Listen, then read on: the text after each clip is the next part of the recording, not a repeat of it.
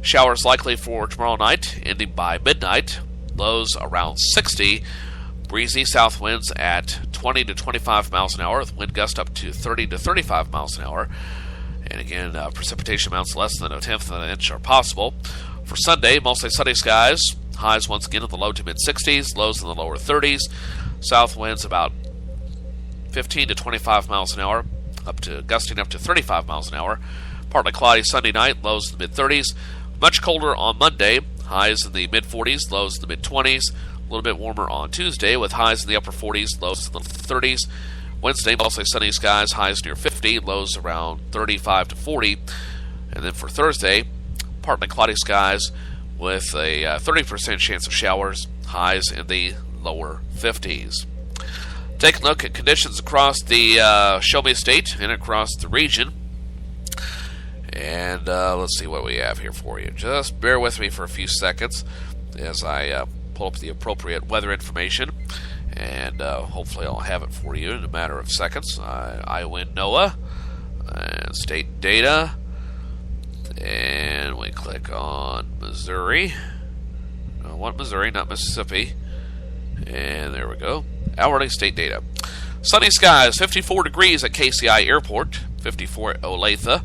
Elsewhere, 55 at Maryville, 56 in Sedalia under cloudy skies, 55 and sunny in Moberly, 54 at Columbia under sunny skies, partly sunny, 57 in St. Louis, and Kirksville checking in with cloudy skies, and 52 degrees. Locally, winds around the south at about 10 miles per hour, relative humidity at 48%, barometric pressure falling, now at 29.94 inches of mercury.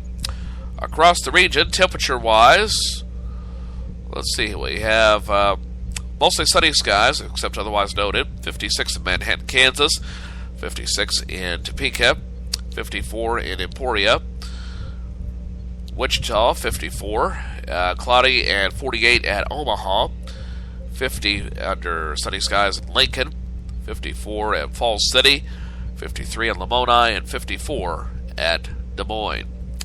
And let's see what the radar is showing. Let me switch units here and bump my head on my headboard. Well, that felt good. I'm not coming to work today. I have amnesia. Who are you again? And take a look at the Des Moines area weather radar. And nothing out there. Nothing to see. There is nothing to see here. Move along. Move along. There is nothing to see here. Just a little bit of ground clutter around Des Moines. Probably just somebody's microwave near the radar dish. Nothing to see there. And that, my friends, is a look at the weather forecast for the United States and for the Kirksville, Missouri region. What other podcast provides such a friendly service? Well, let me see or let me think. Don't answer that. That was a rhetorical question. That was a rhetorical question. All right. Coming up in a few minutes, I'll have celebrity birthdays as well as Today in History across our wide Missouri with Missouri Net's Bob Pretty. But when we come back, let's see what I have for you. I'll have the composer's date book, and Garrison Keeler is stopping by, and he has the Writer's Almanac, and we'll take care of that next. So stick around. More of First Cup is on the way. And where is it? The thing you were looking for is not available. Please try again. Okay, let's try this. Type in break. I know I loaded it. No, I guess I didn't because it's right there. Okay, so we'll put that there. And then we'll slide this down. That's what she said. Okay, put that in there. We'll be right back after these quick messages, so stick around. More of First Cup with yours truly, Joe Haffner, the Babbling Fool, in Studio 27. We'll be right back.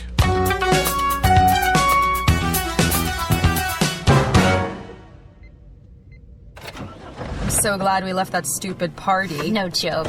Hey, baby, are you an overdue library book? Because you got fine written all over you. Oh, barf. What about that girl with the hoop earrings? Ridiculous. When she was dancing... Megan, look out! Look out!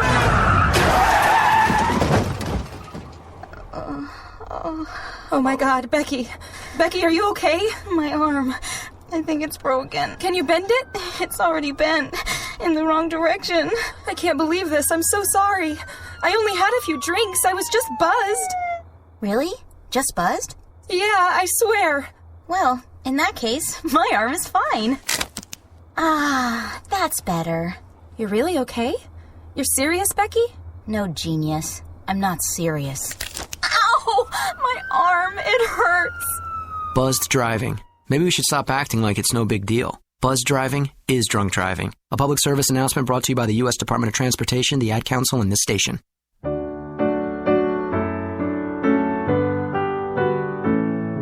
And here is the Writer's Almanac for Friday, the 15th of November, 2013. It was on this day, 1940, that 75,000 American men were called to armed forces duty under the first peacetime conscription in American history. There had been a long history of resistance to mandatory military service in this country. During World War I, an estimated 3 million young men refused to register for the draft, and 12% of those called up did not report for duty, or they deserted. President Roosevelt was up for re-election November 1940. He was worried the draft might hurt his chances, but in October, 16 million young men registered with the Selective Service, and the call-up numbers were chosen by lottery. During the course of World War II, the draft selected 19 million men and inducted 10 million. The draft lapsed after World War II, briefly. President Truman started it up again, and it continued until 1973. The historian Stephen Ambrose wrote about selective service, "Today, Cajuns from the Gulf Coast have never met a black person from Chicago. Kids from the ghetto don't know a middle-class white. Mexican Americans have no contact with Jews. Muslim Americans have few Christian acquaintances. But during World War II and the Cold War, American men from every group got together in the service, having a common goal to defend their country. They learned together, pledged allegiance together, sweated together, hated their drill sergeants together, got drunk together, went overseas together.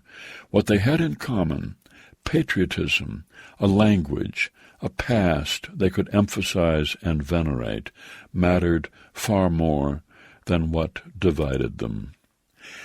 It's the birthday of the poet Ted Berrigan, born in Providence, Rhode Island, 1934, served in the Korean War, went to college at the University of Tulsa, then went to New York City. His book, The Sonnets, was published in 1964, a big success. He died at the age of 48. And it's the birthday of Georgia O'Keeffe, born in Sun Prairie, Wisconsin, 1887, who fell in love with the deserts of New Mexico and devoted the rest of her career to painting desert mountains and flowers and stones and skulls. Here's a poem for today by Ted Berrigan entitled Peace. What to do when the day's heavy heart, having risen, laid in the already darkening east and prepared at any moment to sink into the west, surprises suddenly and settles for a time at a lovely place where mellow light spreads evenly from face to face.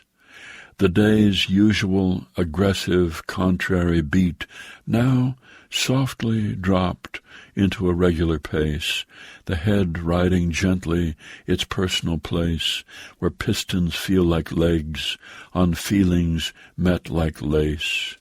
Why take a walk, then, across this town? It's a pleasure to meet one certain person you've been counting on to take your measure, who will smile and love you sweetly at your leisure. And if she turns your head around like any other man, go home and make yourself a sandwich of toasted bread and ham, with butter, lots of it, and have a diet cola, and sit down and write this because you can. A poem entitled Peace by Ted Berrigan from the collected poems published by University of California Press and used by permission here on the Writer's Almanac, supported by the Poetry Foundation, offering poetry podcasts to listen to and thousands of poems to read at poetryfoundation.org. And by the Mosaic Foundation of Rita and Peter Hayden, based in Ann Arbor, honoring the literary arts and the universe of great ideas. Produced by Joy Biles, assistance by Teresa Burgess. Be well, do good work, and keep in touch.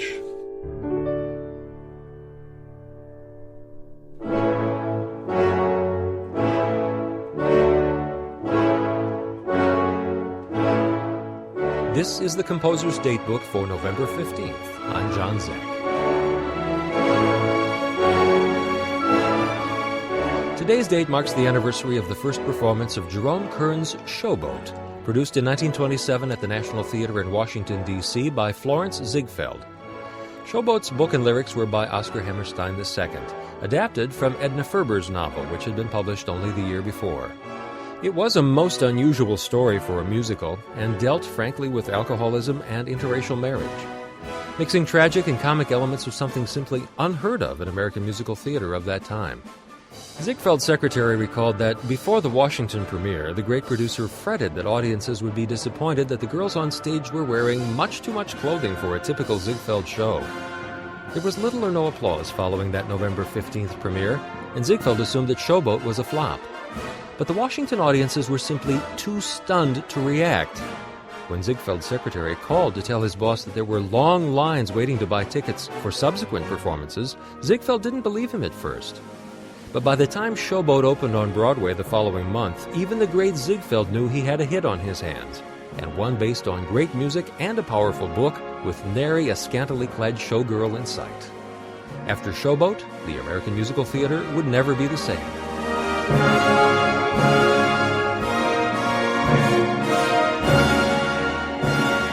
For more on composers and their music, go to our website, composersdatebook.org.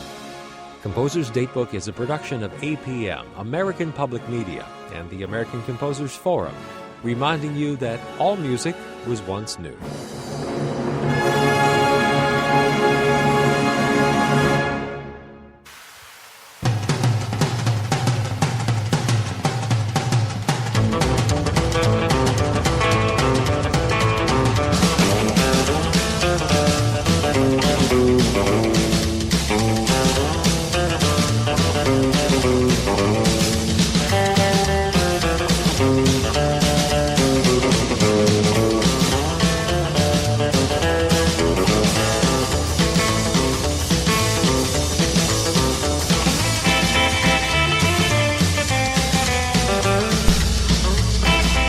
Welcome back to Studio 27 on this now Friday afternoon. First Cup, episode number 65, produced November 15th, 2013.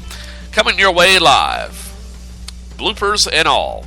Boy, have I had a lot of bloopers today. Well, what do you say we take a look at celebrity birthdays for today? And away we go. Damn it, Jim, what the hell's the matter with you? Other people have birthdays. Why are we treating yours like a funeral? Bones, I don't want to be lectured.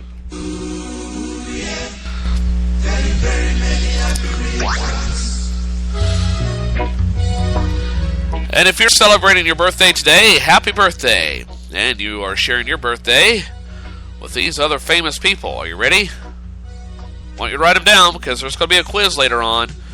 Don't say I didn't warn you.